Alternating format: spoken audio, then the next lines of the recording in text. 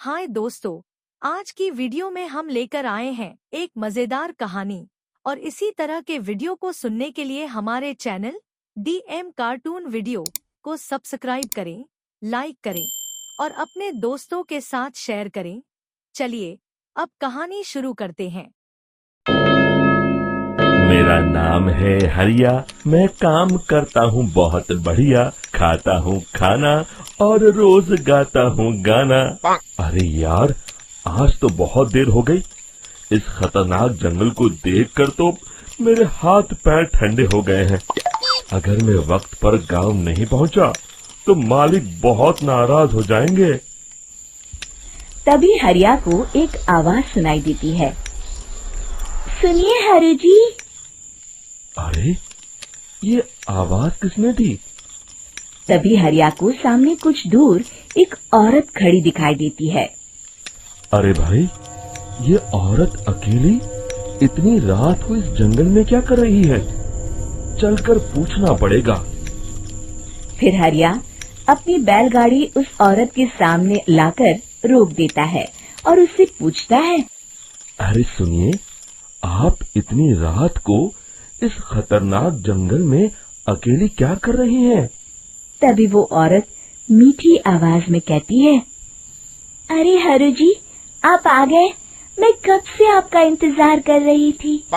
वैसे तो यहाँ से काफी लोग गुजर चुके हैं, लेकिन मैं खास आपका इंतजार कर रही थी। अच्छा, तुम सच कह रही हो? मुझे तो यकीन नहीं हो रहा है। वो क्या है ना, आज तक किसी ने मुझसे इतने प्यार से बात नहीं की। हाँ हाँ हरु जी, मैं सच कह रही हूँ। अब देर मत करिए और जल्दी से मुझे मेरे घर तक छोड़ दीजिए। हाँ हाँ, कौन सी बड़ी बात है, अभी छोड़ देता हूँ। आप मेरे पीछे बैलगाड़ी में बैठ जाइए और मुझे रास्ता बताते चलिए। फिर वो औरत हरिया की बैलगाड़ी में बैठ जाती है और हरिया बैलगाड़ी हाँकता हुआ आगे चल पड़ता है। फिर उस औरत के बताए हुए रास्ते पर चलते चलते हरिया बैलगाड़ी लेकर एक काली गुफा के आगे आकर रुक जाता है। हरिया उस औरत से पूछता है, देवी जी, आपका घर कहाँ है? यहाँ तो एक गुफा के अलावा और कुछ नहीं है। तभी अचानक वो औरत हवा में उड़ने लगती है। देखते ही देखते उसका सुंदर रूप एक डरावनी चुड़ैल में बदल जाता है और वो जोर जोर से हंसती है। अरे तू तो एक नंबर का बेवकूफ निकला। तू तो बड़ी आसानी से मेरी बातों में आ गया। अरे मर गया रे, ये तो एक चुड़ैल है। हे भगवान बचा ले, ये तो बड़ी डरावनी दिखाई दे रही है। और फिर अगले ही पल हरिया की बैलगाड़ी में रखा सारा सामान हवा में उड़ता हुआ उस काली गुफा के अंदर चला जाता है और वो चुड़ैल भी उस गुफा के अंदर जाकर कहीं गायब हो जाती है।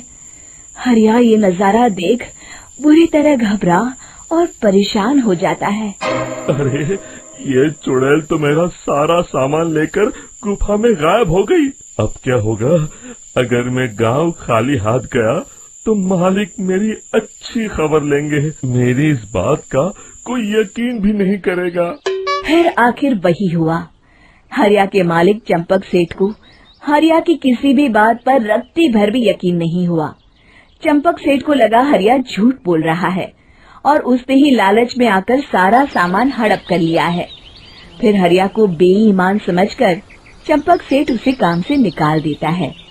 अगले दिन अपनी दुकान में परेशान बैठा चंपक सेठ गुस्से में बड़बड़ाता है। अरे, दुकान में तो सामान बिल्कुल भी नहीं है। अब मुझे ही शहर जाकर सामान लाना होगा। फिर वो अपनी बैलगाड़ी लेकर शहर चला जाता है। शहर से सामान लेकर जब चंपक सेठ वापस गांव लौट रहा होता है, तभी उसे एक आवाज सुनाई देती है। चंपक जी, ओ चंपक जी। अरे, ये तो कोई मेरा नाम लेकर मुझे पुकार रहा है। फिर उस रास्ते में वही औरत खड़ी दिखाई देती है। फिर क्या था, हरिया की तरह चंपक सेठ भी उस औरत के पास अपनी बैलगाड़ी लेकर जाता है और वो भी उसकी चिकनी चुपड़ी बातों के मोह जाल में फंस जाता है।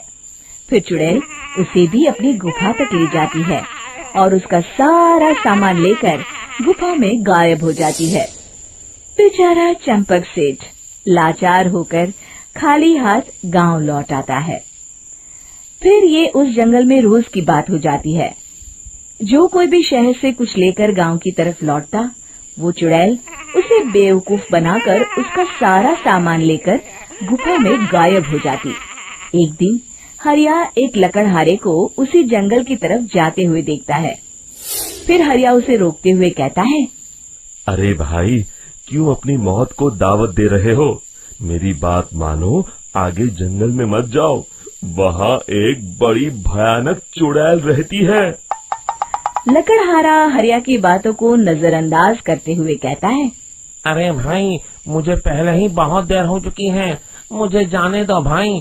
शाम तक लकड़ियाँ काट कर शहर के बाजार में बेचना है। तुम अपनी ये कहानी किसी फुर्सत में बैठे इंसान को सुनाओ, मैं तो चला। इतना कहकर लकड़हारा वहाँ से आगे जंगल की तरफ चला जाता है। फिर अगले दिन गांव के मुखिया के घर के बाहर बहुत सारे लोग जमा हो जाते हैं। तभी हाथ में कुल्हाड़ी लिए खड़ा लकड़हारा कहता है, अरे मुखिया जी, अब आप ही हमें बचाइए उस जंगल वाली चुड़ैल से। हमारा सारा काम तो शहर से ही होता है। अरे मुखिया जी, उस चुड़ैल की वजह से तो मैं पूरी तरह बर्बाद हो गया हूँ। हम सबको मिलकर उस चुड़ैल का कोई इलाज करना पड़ेगा। तभी भीड़ में खड़ा वीरा कहता है, आप लोग चिंता मत करिए, कल से वो चुड़ैल किसी को नहीं लूट पाएगी। मेरे पास एक बहुत अच्छी तरकीब है। तभी चंपक सेठ उसका मजाक उड़ाते हुए कहता है, अरे तेरा नाम वीरा है तो क्या हुआ? तूने अभी उस चुड़ैल को देखा नहीं है? जाकर अपना काम कर, बड़ा आया। तब मुखिया जी कहते हैं, नहीं चंपक सेठ, मुझे लगता है हमें इस लड़के को एक मौका देना चाहिए। फिर सभी गांव वाले मुखिया जी की बातों से सहमत हो जाते हैं और वीरा शाम को एक बैलगाड़ी में कुछ सामान लादकर उस जंगल की ओर चल देता है। वीरा, ओ वीरा, कहाँ जा रहा है? तभी वीरा मुड़ के देखता है, वही चुड़ैल एक औरत के रूप में खड़ी है। अरे बहन जी, मैं आपको ही ढूंढ रहा था। देखिए, मैं आपके लिए क्या लाया हूँ। अरे वाह, तू खुद मेरे लिए इतना सामान लाया है। तू ही अकेला गांव में समझदार है। जरा देखो, मैं भी खोल के, बड़े भूख लगी है। जैसे ही चुड़ैल उस सामान पर से कपड़ा हटाती है, एक भगवान शिव की तेज रोशनी उसके अंदर मूर्ति से निकलती है और चुड़ैल अपने असली रूप में आकर जलने लगती है। अरे मैं जल रही हूँ, बचाओ! बचाओ!